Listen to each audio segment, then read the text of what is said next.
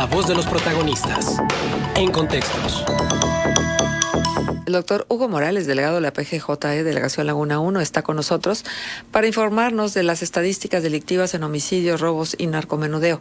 Hugo, gracias por estar con nosotros en este momento. Creo que viene muy bien porque justo estamos a la mitad del año y vale la pena hacer un recuento de lo que encontraste, de cómo has venido trabajando y de las estadísticas que en este momento nos ofreces. Pues primero que nada agradecer la invitación, saludar al auditorio, comentarles que, bueno, como bien comentas, coincidentemente fui invitado por el fiscal general del Estado para ocupar la delegación Laguna 1 y formalmente tomé las operaciones a partir del 11 de enero, así que podremos decir con mucha seguridad que inicié las responsabilidades prácticamente con este semestre, ¿no?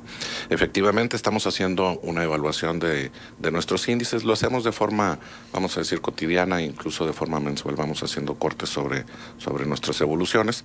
Y bueno, en ese sentido, pues bueno, vamos obteniendo información estadística que hay que decir, pues es muy fría, desafortunadamente, en cuanto a los volúmenes que tenemos que manejar, pero que bueno, nos van dando una pauta de los resultados que se están dando, ¿no? Antes de darte los números, me gustaría también recordarle al auditorio que la Fiscalía General del Estado pues es un órgano que es investigador o que persigue los delitos y que no necesariamente es una institución de corte preventivo.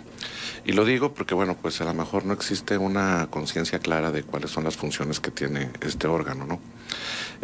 Nosotros, entre nuestras labores, pues básicamente integramos carpetas de investigación a partir de denuncias o querellas que recibimos y de ello, pues precisamente es que vamos generando una base estadística, ¿no?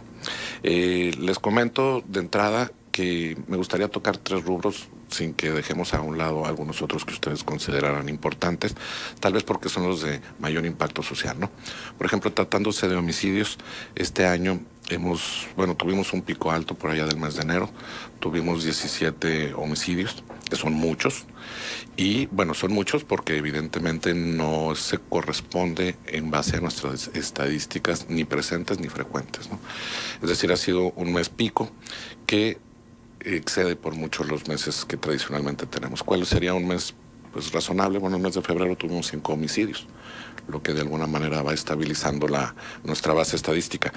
Pero bueno, un solo homicidio nos debe ocupar y preocupar y en ese sentido pues estamos atendiendo cada uno de ellos. Les puedo decir que en el mes de enero a junio del año 2017 tuvimos 60 expedientes, es decir, no necesariamente significa que sea el número de homicidios, pudieron haberse presentado en una sola carpeta la investigación de 2 o 3 homicidios.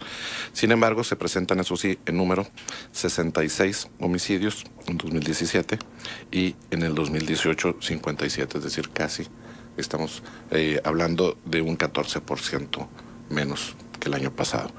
Estos números, bueno, pues nos van indicando que ha habido, si bien ese mes de enero que comentaba yo fue un pico importante, los meses subsiguientes han venido representando una baja tan significativa que incluso ha permitido llegar a disminuir estos índices. Les decía yo... ¿Inclusive junio? Porque junio fue también un mes bastante... Fue un mes alto, tuvimos, si no estoy equivocado, 11 homicidios, pero a pesar de ello todavía estamos muy por debajo del mismo periodo del año pasado. Como les decía yo, la Fiscalía no es un órgano preventivo, sin embargo, en sus labores implícitas sí realiza estas labores de prevención en la medida en que neutralizamos agentes que están realizando estas actividades de forma permanente y bueno, pues eso da lugar a que estando privados de la libertad pues no puedan estar vamos a decir, realizando estas mismas actividades, ¿no? Y bueno, pues en este sentido también sí asumimos, pues, por decir, ese pequeño coto de lado preventivo, ¿no? Otro tema que resulta importante y que ocupa mucho a la ciudadanía tiene que ver con el robo, ¿no? El robo, pues, porque flagela evidentemente a los negocios, aquellas personas que pues hacen una actividad profesional o personal, simplemente que hacen una actividad que les permite de forma lícita obtener ingresos y bueno, pues a quien no les duele que lo priven o que les sustraigan algún bien, ¿no? Okay. Y en este sentido, bueno, pues ha habido una mejoría en uno de los rubros, que es el robo a negocio. Se ha disminuido cerca del 11% respecto del mismo periodo del año pasado. Sin embargo, hay que decir que todavía existe un nicho de oportunidad y de trabajo tratándose de robo a persona, que sí se ha incrementado respecto del mismo periodo del año pasado. Estamos hablando de que se ha incrementado casi un 20%. Estos números, pues bueno, sí nos indican que se ha hecho un trabajo en materia preventiva por cuanto hace a rondines tal vez en el aspecto de negocios establecidos, pero bueno, pues todavía tendrá que generarse una nueva estrategia para poder ir reduciendo estos, ¿no? En materia de robo a negocio, si bien se ha reducido en lo local, también hay que decir que estamos ligeramente por encima de la media nacional, y en ese sentido, pues bueno, el que se haya reducido no implica que no se pueda hacer todavía más. Y un tema que resulta muy importante para la región, porque de alguna suerte es uno de los delitos que impacta, pues evidentemente en la salud, pero también impacta en el ámbito familiar, en la violencia que se puede presentar. En la violencia hablo hacia la ciudadanía propiamente, en cuanto a los robos también, que es el delito de narcomenudeo. Desafortunadamente, del año 2017, de enero-junio, a enero-junio del año 2018 ha habido un incremento del 95% en detenciones, y bueno, es afortunado porque se han detenido, judicializándose todos, como es una instrucción que hemos recibido, y en ese sentido, pues, hacer la observación de que el año pasado tuvimos 351 detenidos judicializados, este año llevamos 686, es decir, que se está presentando con mayor regularidad el consumo de droga en la región, ¿no? Y esto, bueno, pues nos hace voltear a ver a la familia también, ¿no? Es decir, cómo desde la familia también tenemos que arropar a los miembros para que puedan pues evitar el consumo de este tipo de sustancias que por su propio comercio o la naturaleza de su comercio pues genera violencia y genera algunos brotes como pueden ser incluso la señalación de algunos de los homicidios dolosos. Pero, por ejemplo, ¿ustedes conocen de casos de menores de edad? O precisamente por el carácter de la PGJE no reciben ustedes este tipo de conductas? Sí, mira, hay que decir que en relación al cualquier delito que cometa un menor, existe un área especializada de la Fiscalía. Exacto. Y la Fiscalía es quien eventualmente tiene que llevar esta carpeta de forma especializada a un tribunal especializado. Entonces no es exclusivamente de narcomenudeo. Pero bueno, sí, efectivamente existe esa área. Sí, nos preocupa porque justo ayer fue un tema que abordamos y preocupa que esté disminuyendo de una manera considerable la edad de inicio en el consumo de drogas. Y no estamos hablando de la Ciudad de México o de los grandes centros poblacionales, ¿no?, donde hay mayores posibilidades. Estamos hablando del entorno comarcano. ¿Y cómo incide eso en la violencia familiar o en la violencia? Claro. En el sector habitacional, ¿verdad? Decirte, Marce, que fíjate, en ese sentido también una cosa que nos debe ocupar también es el tema de la violencia familiar. Te puedo decir que si bien existe un área especializada en el Centro de Empoderamiento para la Mujer para dar seguimiento a este tipo de asuntos, en algunos días se han llegado a presentar hasta 25 denuncias por violencia familiar, que bueno, de alguna suerte pudiera en algunos casos estar ligados al tema de consumo de drogas, pero no todos los casos necesariamente están influenciados por ello. ¿Y es de hombres hacia mujeres y hacia infantes o también pudiera haber situaciones de mujeres que infringen violencia? Mira, principalmente en el Centro de la Mujer reciben denuncias en las cuales la mujer es afectada, es víctima del delito de violencia familiar. Sin embargo, también se han presentado casos en los cuales ha perdido incluso la vida el padre de familia a manos de la esposa, ¿no? Entonces, quiero decir que sí se trata de violencia que se ha venido generalizando con mucho más regularidad, que también se está, vamos a decir, denunciando, pero se está denunciando también, creo yo, porque existen estos nuevos elementos y estas nuevas posibilidades que se presentan a través de institutos especializados que facilitan y arropan a la mujer para que pueda precisamente tener la seguridad de presentar su denuncia. Sí. Sin embargo, pues sí se está generando y sí está siendo pues más evidente cada día. Hay un tema verdaderamente sensible que yo no sé si nos hemos estado ocupando necesariamente a cabalidad de él, que es el suicidio. Me llamó mucho la atención que en las páginas que cubren la nota policíaca del Siglo de Torreón, recién 3, un intento y dos suicidios en un solo día, o sea, documentado desde el punto de vista informativo.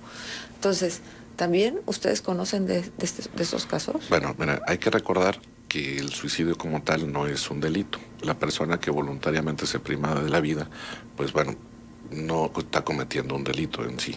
No obstante, el hecho de que se presente una muerte de este tipo nos hace acudir al lugar, verificar las condiciones, practicar la necropsia de ley y eventualmente pues dar cuenta de que efectivamente haya sido una privación voluntaria de la vida.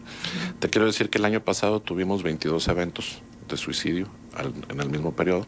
Este año se han registrado 23, es decir, es uno más que el año pasado. No es que no sea alarmante, yo creo que es un tema de salud que tenemos que tratar, pero que se ha presentado con mayor grado y presencia en la zona sureste, es decir, en la zona de Saltillo, Arteaga y Ramos Arizpe. Allá se han presentado con mucho más... Sí, llevan 50 y tantos. Sí, es un número muy alto. Y en lo que es el estado, creo que debe estar rondando un número de 120 en todo el estado. Es decir, la zona de Laguna 1 no es especialmente relevante en materia estadística.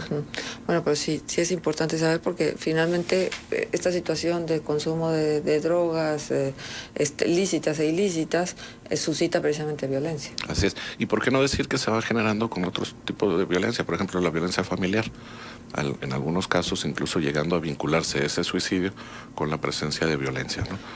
Déjame preguntarte algo, porque aquí de una u otra manera se dejó ver esta conclusión de que en la campaña, en tiempos electorales, de pronto empezamos a escuchar de robos de vehículos con violencia, asaltos y demás. Y entonces se hacía por ahí una vinculación pues bastante, permítame el calificativo, un poco perversa, ¿no? Pero finalmente una sospecha que creo que tiene, pues se puede entender por qué sospecha. Y entonces lo vinculaban al proceso electoral y cómo podía desfavorecer y favorecer a alguno de los candidatos. ¿Ustedes hicieron alguna revisión en ese sentido? Mira, yo te puedo hablar de las detenciones que se han presentado en base a las investigaciones que hemos realizado. Por ejemplo, la semana pasada se detuvo una persona que había robado tiendas departamentales, perdón, tiendas de conveniencia, algo así como 44, 45 eventos. Es decir, estamos hablando de una persona que ya había hecho de su forma de vida ese tipo de actividades, ¿no? Unos días antes también se pudo detener una persona que había logrado algo así como 15 robos a comercio también. Te quiero decir que esas carpetas de investigación se fueron llevando de tal manera que se puede localizar y evidenciar que una sola persona realizó todos esos ilícitos y que de alguna suerte nos ha permitido poder judicializar a esa persona. No tengo nota de que exista un grupo de delincuentes que realicen este tipo de actividades con fines electorales. Sí tenemos cuenta de actividades que se han realizado en este sentido y ha habido detenciones y están judicializados. En relación al robo de vehículos, tal vez sabes que hay que tener un poquito más de conciencia en el sentido de que los robos de vehículos no se presentan generalmente por personas locales. Estamos hablando de grupos de personas que trabajan ese tipo de delitos en otras entidades de la República. Algunos vehículos que son sustraídos de la región son encontrados en Zacatecas, en Chihuahua, en Durango, y a la inversa también algunos vehículos que son sustraídos en esas entidades también son recuperados aquí. Es decir, normalmente cuando son sustraídos los vehículos no son revendidos en la zona, no son vendidos, es decir, no son utilizados, generalmente, te digo, los llevan a otro lugar. Algo que impacta también en materia de robo de vehículo es que generalmente se relaciona la sustracción de los mismos con vehículos modernos u ostentosos, que no dejan de tener un cierto, una cierta relevancia en materia estadística. Sin embargo, 2/3 partes de los vehículos que se sustraen en la región son vehículos 2007 y anteriores. Es decir, que no se trata de vehículos nuevos.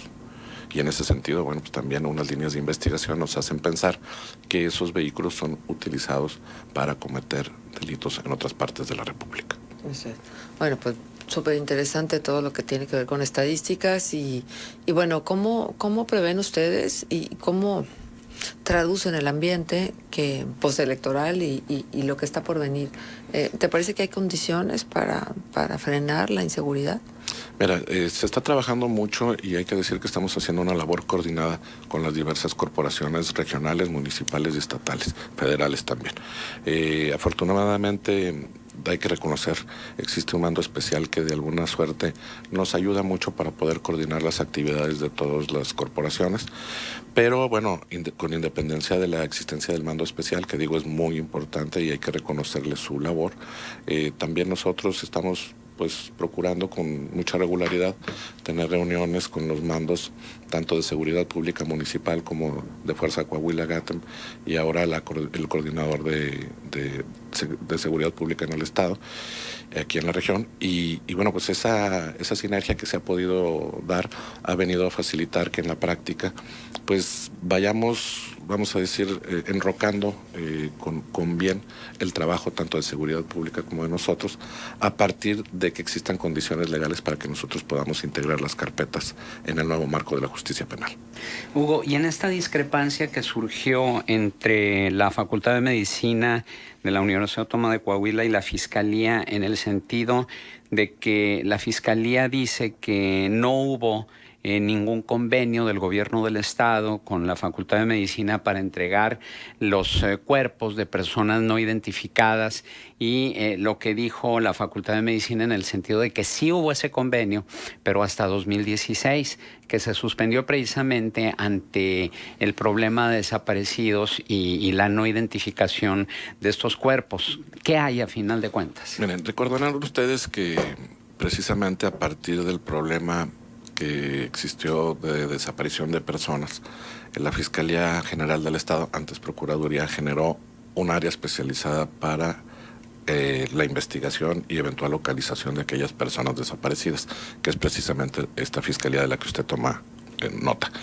Hay que decir que esta Fiscalía bueno, pues ha venido desarrollando diversas actividades para poder identificar y localizar a aquellas personas que bueno, que en su necesidad deben ser buscadas, ¿no? La Fiscalía se pronunció en el sentido de que la Procuraduría en su entonces y hoy la Fiscalía General del Estado no tiene ningún convenio con la facultad ni con otra institución en materia de salud para poder facilitar, como lo menciona por ahí algún colectivo, pues vamos a decir cadáveres o cuerpos de personas no identificadas. Es decir, la Fiscalía no tiene ese convenio. Sin embargo, por ahí, como bien usted lo comenta, el director de la facultad menciona que el gobierno del estado hizo por allá del año 2006 algún convenio. Yo le puedo repetir lo mismo que dice el fiscal especial. Que había otro convenio de 1998 también. Sí, pero que la Fiscalía o la Procuraduría no hicieron ese convenio. Correcto, el convenio fue con el gobierno del estado, si acaso lo hubiera, no con la Procuraduría en su momento ni con la Fiscalía actual. Así, lo comento, si acaso lo hubiera, porque evidentemente no forma competencia ni de la Fiscalía ni de la Procuraduría dar cuenta de los convenios que eventualmente hubiera realizado el Ejecutivo del Estado. Muy bien. Bien, pues muy claro. Muchísimas gracias, Hugo, por acompañarnos y por estar con nosotros y por ofrecernos esta información. No, pues al contrario, les agradezco la invitación y pues también tener la posibilidad de saludar al auditorio. Gracias.